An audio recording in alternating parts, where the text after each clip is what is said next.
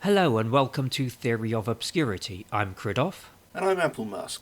And in this podcast we delve into what popular culture has either forgotten or ignored, media such as movies, books, TV shows, records, and anything else that we can send to each other as a YouTube link or a digital file. So we're recording this on the last day of November, and as a result we're going to be doing a Christmas special this episode. So Christmas has started earlier this year. Pretty much it has, yeah. Anyway, so we've Matthew had the idea of looking at Christmas specials. So we were looking at a subsite of a site called Platypus Comics, spelt with an X.com. And the subsite is called The Island of Misfit Christmas Specials, because Christmas TV works differently in America, doesn't it? TV in general works differently in America. Well, yes. Christmas is a symptom of that, yeah. Yeah. It's there seems to be, in the UK here, we have more of an emphasis on new things every year for the most part, rather than specials that are repeated over many. America, they like their comfort. Yeah. And also another thing that in the UK, I would say, would you think it's right for me to say that Christmas Day is kind of a rough equivalent of what's known as Sweeps Week in the US, in a way? It's probably the closest thing we've got. Yeah. Because there's this real emphasis on like doing well on Christmas Day, even through it rating wise. There's not much in the way you can advertise because all the shops are always shut, obviously. Yeah. But all the shopping's done. So So in the US, obviously you have a lot of specials. A lot of them are animated, and both the things we've chosen are animated. The one thing that Matthew's chosen for me is a very obscure thing from 1992, and it's called Up on the Housetop. And Matthew, why didn't you explain how you first... I think it was just through seeing this website, wasn't it? It's entirely through Platypus Comics that I even know this exists. Apparently it was made pretty much on spec by some... What's his name? G. David Reynolds, I think his name is. G. Brian Reynolds, apparently. G. Brian Reynolds, that's him. Yeah. Jerry Reynolds, he was calling himself at the time. Yeah. Who's done some work for Nickelodeon since then. Right, okay. A couple of shorts for the What a Cartoons show and second unit work. And he basically created this on spec and shopped it around the networks, and nobody wanted it, but it just about made it into syndication. And fortunately for him, the WB had just launched, and a lot of its local affiliates had vast swathes of empty space to fill because it was such a new network. It didn't have that much material yet, so a lot of them came across Up on the Housetop and stuck that in to fill half an hour. Yes, and the funny thing about this is that according to the Platypus Comics guy, everybody who he's watched it with or tried to introduce it to seems to really hate it. Yeah. Yeah, it's... Yeah, he says he's the only one who's managed to actually get through the whole thing. Yeah, which is a shame because I actually generally quite enjoyed this. I mean, in many ways it's a very minor sort of work, but it has a lot of charm to it, even through, as he does say himself, the main character is quite whiny. Yeah, that's the main barrier, I think. Yeah. For Peter Poltridge's friends and family as well, it's just very difficult to get through or to engage with this show when he's the central character, and he really is a whiny little git. Yes, but somehow I was able to look past it, and I can see the charm within it. I think if they'd just rewritten some of the dialogue a bit for his character, then you would have Yeah, it would have Yeah. smoothed that out, definitely. Apparently, according to that page on Platypus Comics, this was funded partially or entirely by a company called Video Treasures, who are now better known, or rather remembered, to be strictly accurate, as Anchor Bay, because in 2017 they were bought up and absorbed into Lionsgate, which I didn't know about. So now the special is distributed by Lionsgate Family Entertainment, which is interesting.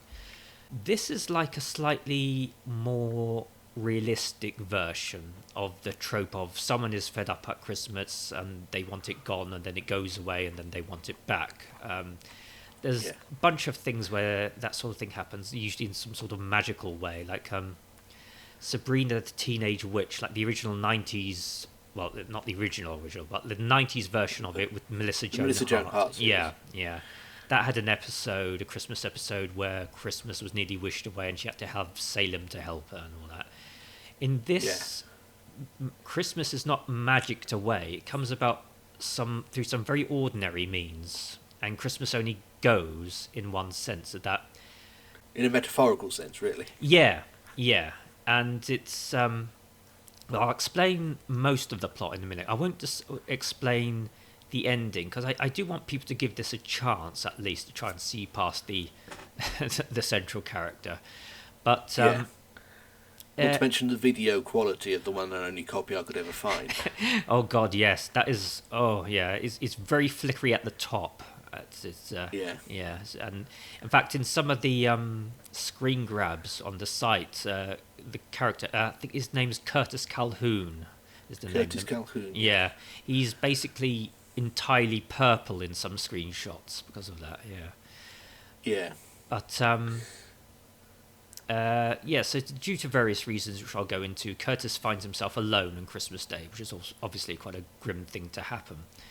So the plot starts off with I think he has an office job and he leaves home.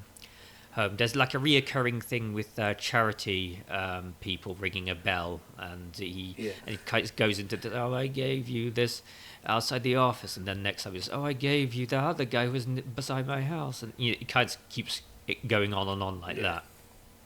About 4 or 5 times. Yeah, exactly 4 or 5 times, I think. Yes, and so there's some business with him. He goes Christmas shopping. He says, "Oh, why did I leave until Christmas Eve?" And there is a certain amount of it is displaying a certain amount of cynicism about Christmas that you didn't really see in Christmas specials up until that point. I think only really things like The Simpsons were displaying that kind of thing, really, because the whole it was because of The Simpsons that G. Bryan had the idea to make explicitly adult-centric, realistic cartoon like this one. Right. Because The Simpsons was around and it gave it context. Right. Yes, and so at this point, the whole sort of revolution in American TV animation was only just getting started. Of course, you had the early Nicktoons, and you had The Simpsons. Beavis and Butthead wouldn't come along until the following year. And as for the Cartoon Network stuff, that was, I think, another year or two away from being commissioned and being put into production. Yeah, because you had the aforementioned What a Cartoon stuff first, didn't you? Yeah. And I think I credited Nickelodeon with that. I apologise. Oh yes, yeah, and also there was the Warner Brothers stuff. Funny enough, as you mentioned the WB, there was also Animaniacs and things like that had got. Yeah, the WB animation was resurgent again, back thanks to Steven Spielberg. Yeah, and there was So going back to the plot, there's He comes back from his Christmas shopping, and on his way back, I can't remember if it's back from the Christmas shopping or just beforehand, but there's a bit where he comes across a TV reporter. She's asking people, what do you want to say to our viewing audience about Christmas? And he goes, "It stinks," and then she pulls like a comical face. Yeah. And then he goes home. A cold open, I think. That would be, and he walks back to his apartment going, "Oh, I hope nobody saw that." And somebody who did see it was a young kid who lives in his apartment block called Gash, aka Arnold, who apparently is into thrash metal. He was, because I'm Gash and I'm also into thrash, and something rhyming like that, which is a bit strange. And so I don't think G. Prine ever met a thrash metaler. No. But it doesn't really matter. No, it doesn't. Yeah, you get the point. Yeah. Yeah. And so he goes back in to his apartment, and there's some business. Oh yeah, then he gets a couple of calls from first his father and his brother, who apparently is a major rock star, who's like different in some way from the thrash thing he's mentioning, but it's sort of like a corporate yet sort of metally thing all the same. Yeah. And first of all, it's worth mentioning that G. Bryan was from Indiana, so he probably didn't really have his finger on any kind of a pulse. Yes, that is mentioned actually in the hang on, let me look at my notes here. Yeah, he says, this is a quote from the Platypus Comics page, because he managed to get most of the information about this special by actually contacting G. Bryan Reynolds himself. So he has an interview with him, and he says, I informed him that while it was theoretically possible for someone to have big hair and ripped jeans in 1992, Springsteen bandanas were definitely out. Jerry's response, maybe we were behind the times here in Indiana. That wouldn't surprise me. So yes, more than likely. Yeah, so if you look at the most prominent Indianan at the moment, Vice President Mike Pence, that's the sort of thing we're dealing with. Yeah. But well, I will say, actually, when it comes to the things about behind the times, I mean, granted, the Springsteen bandanas and the big hair, that was out by 92, 93. Yeah. But I do seem to remember people wearing ripped jeans, like Kurt Cobain, the ultimate symbol of the early 90s. He occasionally wore ripped jeans. They sometimes have like patches, because I looked this up on Google Images. Or he'd be wearing something else underneath to cover the skin of his knees. But even so, as a result, I actually wore that kind of ripped jeans because of him as a teenager. Yeah, I was very much into Nirvana in the pre-Britpop days. That grunge look out of Seattle. The father rings him up first, and he's something to do that he can't be bothered to go. Oh no, his aunt won't go because of the weather or something. They're all in somewhere like, I don't know, Florida or the Bahamas, and we get a shot of some sexy women who are just static drawings. It looks a bit eerie, to be honest. And so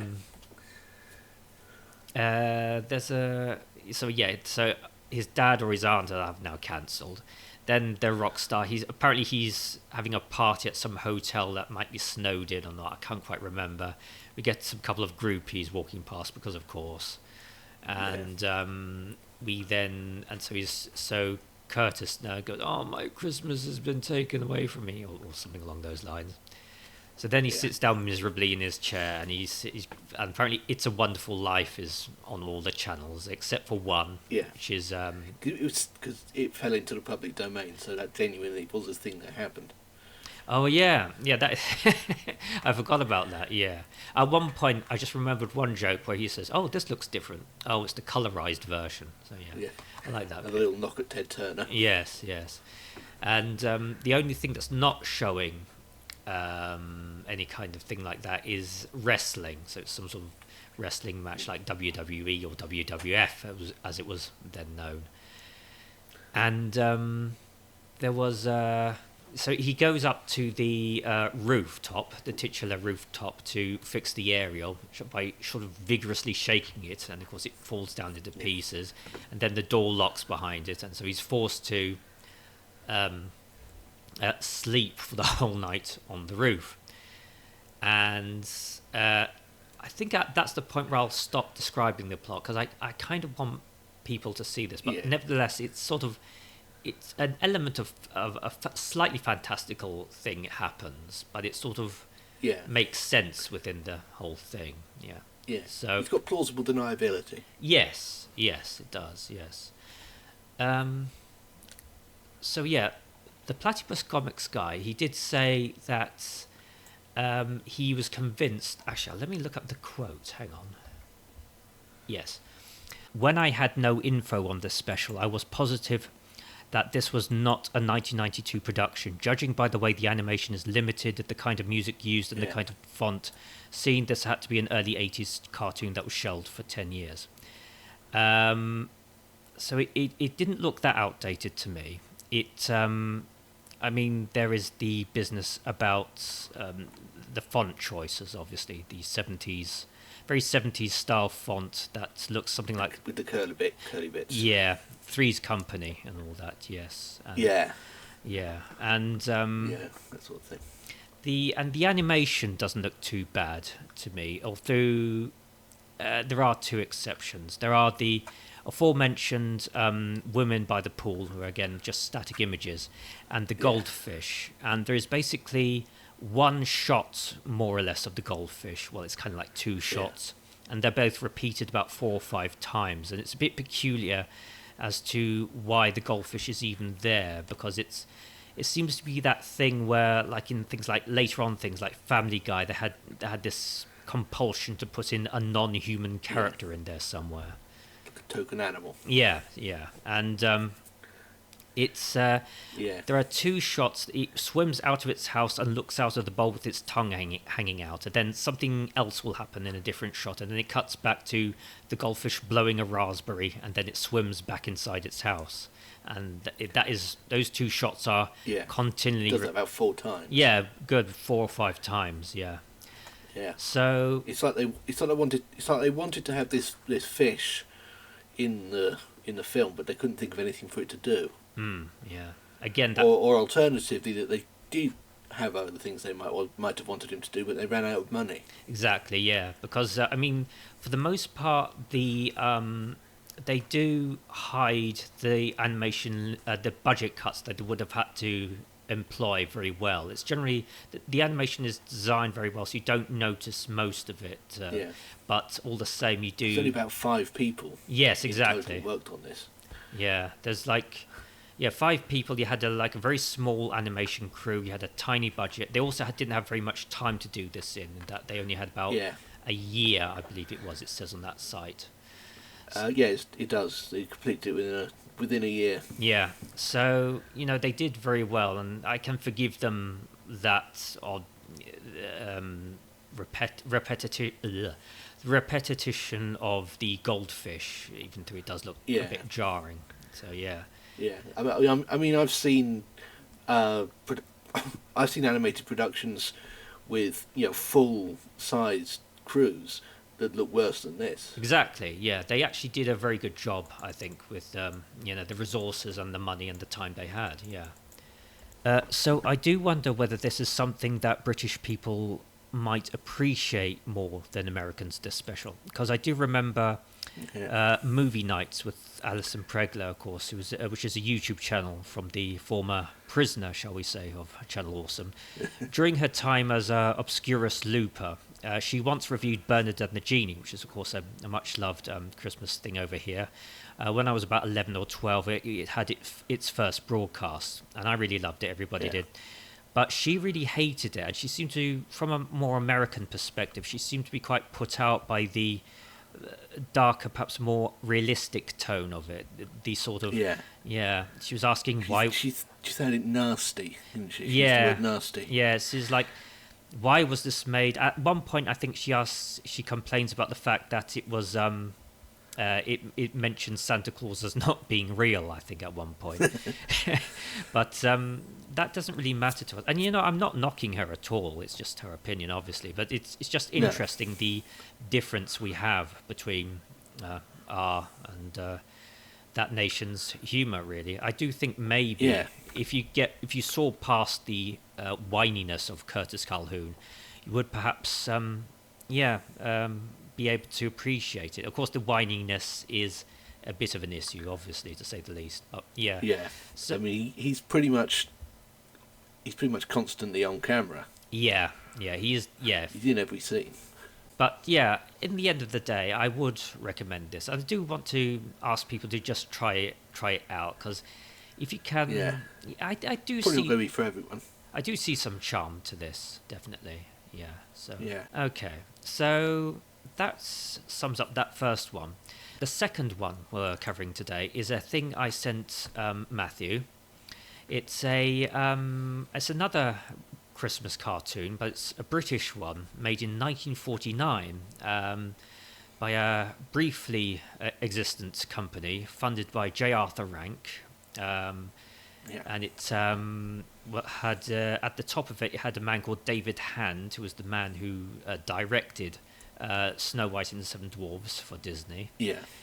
And it had amongst the writing pool, it did actually have Bob Monkhouse as one of the writers, contributing various gags and things to various cartoons. It's that's where he started out. Yeah, so it's part of the Animal Land thing, and it's called series. Yeah, series, and it's the Ginger Nutt's Christmas Circus. Ginger Nutt being a squirrel character, and it's why didn't you take off from there? Yeah. So. Well, Ginger Nutt was the sort of Mickey Mouse figure of this studio, Gaumont Animation. Yeah.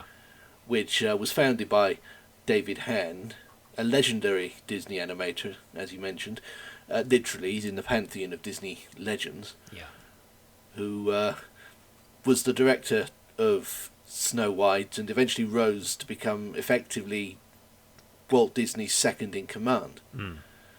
But obviously, while Walt was there, that was as high as he was. That was as high as he was ever going to go. Yeah.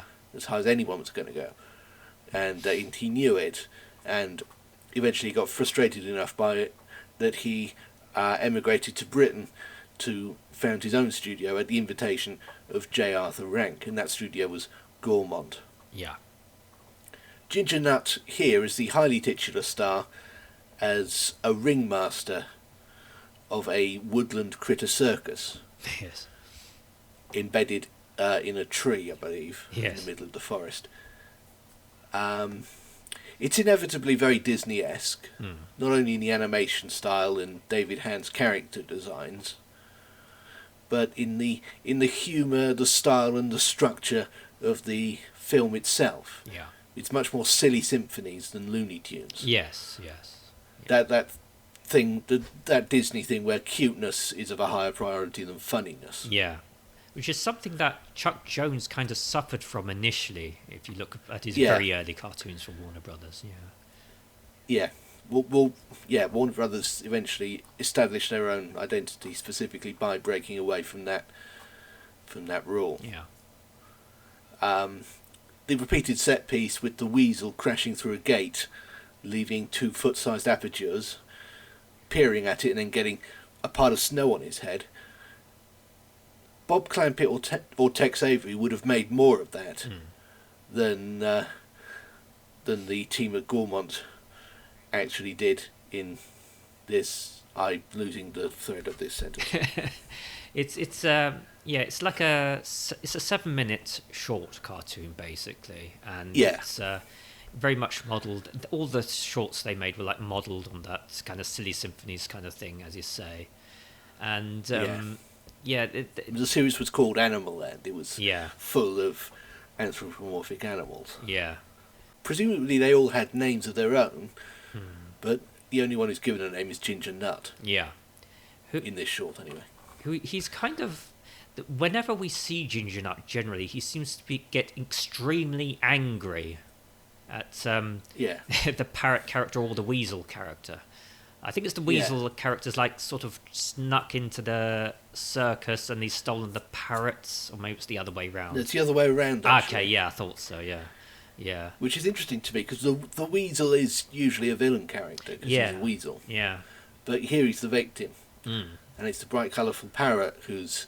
Actually, the parrot is a massive dick. He blags his way in by nicking the ticket off the weasel, and then he spends the entire performance heckling all of the acts, sometimes to the point where they suffer physical injury. That is the thing that happens. For no good reason other than his own amusement. Yeah. But there is a plot, and that is it, basically, that the parrot's blagged his way in. Yeah. And the weasel's trying to get his ticket back and get back into the circus and have his revenge on the parrot. Yeah. But obviously, because the parrot's got in with its ticket, everybody, Ginger and everybody, think the weasel is the gatecrasher and throw him out. Yeah, because he is usually the villain character, as you say. Because a weasel is one of those animals that they usually go for villains. Yeah. Yeah, yeah. So there is that plot, but mostly the action centred around the circus acts themselves, which are obviously performed by various, mostly but not exclusively, woodland animals. Yeah. There's a parading Father Christmas, who's played by a mole and an upside-down rabbit. Yes. Which I'm sure could have worked just as well if the rabbit was the right way up. But that's how they did it. There's a surprising amount of Australian animals, actually. Yeah. There's two kookaburras doing a clown act with lots of cartoon physics. Yeah, yeah. Which is actually quite funny. Yeah. Involving a harlequin hat that's bigger on the inside than on the outside and can change its size depending on what's funniest at the moment. That's one of the things that are slightly more in the realm of Looney Tunes, maybe. There are just slight hints of Looney Tunes-ness on occasion. Yeah, they approached Looney Tunes territory with that bit. Yeah, yeah. And a couple of others. And like I said, it is actually quite funny, unlike your typical clown act. There's a cat who traverses a tightrope on a ball. There's a lion taming ostrich. Some juggling platypi, and a climax with acrobatic feats performed by the entire company. Yeah. And all the time the parrot is heckling them to the point of putting them off completely for no apparent reason except that he's a prick. And in particular the cat, he barks like a dog at it while it's trying to run across the tightrope on a ball, and it collapses onto the ground, 1,000 feet onto the ground, which is actually quite harrowing. Meanwhile, the weasel's trying to get his revenge and keeps ending up on the receiving end of the performer's attacks on the parrot. Yeah. Until the cartoon finally realises that it's the last 2 minutes and the parrot's luck runs out. The reason I mention the surprisingly violent fate of the cat is that it's not an isolated incident. There's a bit later on as well when the weasel is chasing the parrot and there's a close-up of the weasel's face with flecks of spittle coming out. He genuinely looks like a crazed wild animal. It's not cartoony in the least. Yeah, yeah.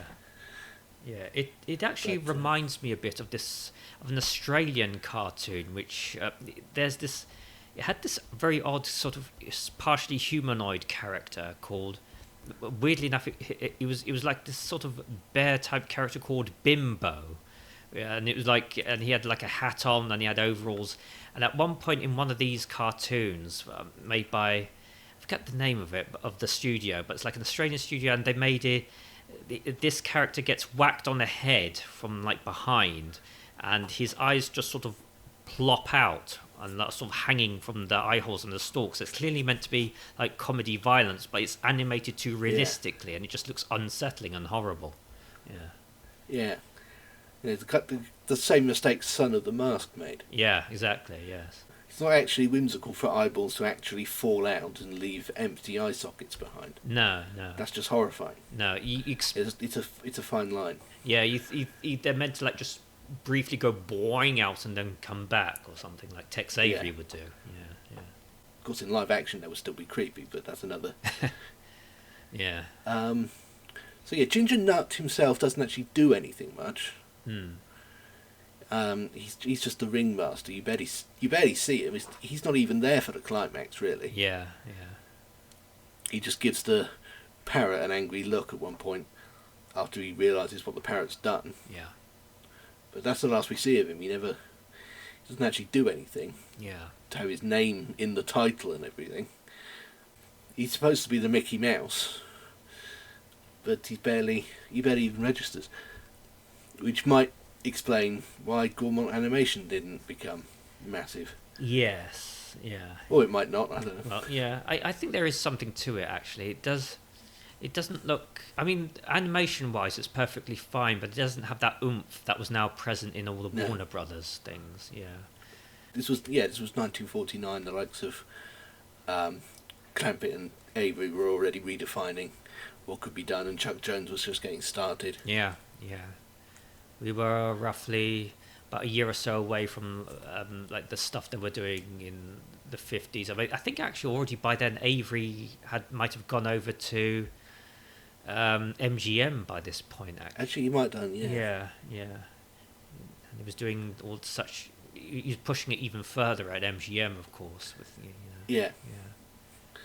Until he ended up with almost literally nightmarish characters like Screwy Squirrel. Yes, which was there's that infamous April Fool's joke that happened on the Cartoon Network around 1995 or 96, where somebody just programmed a loop of that Screwy Squirrel cartoon to go around for 24 hours of that year's April the 1st, just constant, only breaking only for commercials, from what I remember. I really appreciate the April Fools that they do on Cartoon Network and Adult Swim. Yes. Properly confusing people. Yes. Yeah. But would you recommend this at the... I would actually. I think it's very good. Yeah. I think it deserves to be better known. The animation is lovely, mostly. Yeah. There's a few moments, like the bit with the crow cannonball man just sort of standing there motionless with holding a match in his hand waiting for his cue. Yes. That's a little unsettling. Yes. But corner cutting moments like that are pretty few and far between. It's not the equal of any given Termite Terrace classic, but it's got more energy than many a silly symphony or happy harmony. Yeah. Which often just consisted of trees and things dancing for 5 straight minutes. Yeah. And also it's much better than like your average Terry tune, which are for the most part just dreary and dull. I mean, they may have had Mighty Mouse, but he didn't actually do anything except sing opera for half the time. I quite liked Terry Toon, but they are undoubtedly cheap. Yeah, that's the thing. I mean, and that does get in the way. Yeah, with me, I have a huge amount of fondness for Mighty Mouse, but it's not really until the 80s Ralph Bakshi series that I actually see Mighty Mouse cartoons that I actually like, really. And yeah, that was the first time he actually ever did anything. Yeah, because as I say, he's sort of out somewhere in the distance, and then he hears usually it's a female mouse going help, and then he swoops down and everyone's singing opera. And that brings us to the end of this Christmas special of Theory of Obscurity. Before we go, we ought to plug a few things actually, which you, depending on when you hear this, might still be current. So Matthew, of course, you're having your Advent calendar thing on YouTube. Yes, I'm uploading a new video to my Applemask YouTube channel every day until we die. They'll be going live at about 12 p.m, culminating in this year's Christmas wrapping. Yeah. On Christmas Eve. Yeah. And you can follow the Advent calendar at bobthefish.org.uk/Advent calendar with a hyphen in between the two words. Yeah. And also there might be this, but we may be collaborating with TYTD Reviews, of course, pending on someone else's availability. There's still that. Yeah. But that will probably be recorded most likely in mid-December. If not, it might be recorded in January, because it's not specifically a Christmas thing, I don't think. But Yeah. But yeah, so look out for that. Yes. More information. Yes, do. Yes. As events warrant. Yes, and as usual, there's the my SoundCloud where these episodes are uploaded. Yeah. There's obviously these are also uploaded to Applemask's channel, and there is the site. Which are we at the maximum of it? Nearly. Yes. Yeah. Okay. So if we can't upload this, I'll let you know. Okay. And maybe that's Podomatic. Yes, Podomatic. Yes, of course. I'll be leaving links to everything in the description, of course. Yeah. And do also check out platypuscomics.com. Oh yes, of with course. An X, yes. That is which is a great site full of essays about all kinds of mostly animated ephemera. Yeah. It's you can get lost in that. You can get lost in that place. It's huge. yeah, it's brilliant. There's just tons and tons and tons of stuff. Not just the Christmas special stuff, and not even just comics. That's the tip of the iceberg. Yeah, exactly. So yeah, there's all that, and so this is the last episode for this year, and we'll be taking a break until some point in January, I think. Yeah. Yeah. So we'll be back at. That is the month that comes after December, so it's most likely, yes. So yeah, it's yeah. So we'll be back in roughly a month's time after all the festivities, and so yeah. Until next time, I am Chriddof, And I'm Applemask. and thank you for listening.